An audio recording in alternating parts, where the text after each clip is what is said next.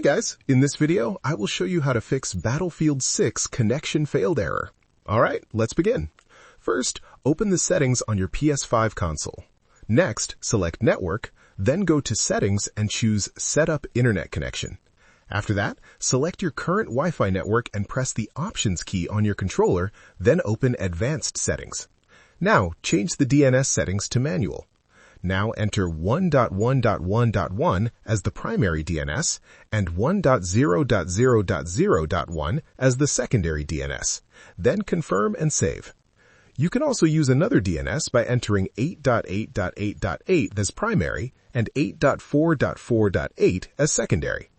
If possible, use a wired connection by connecting a LAN cable from your console to the router.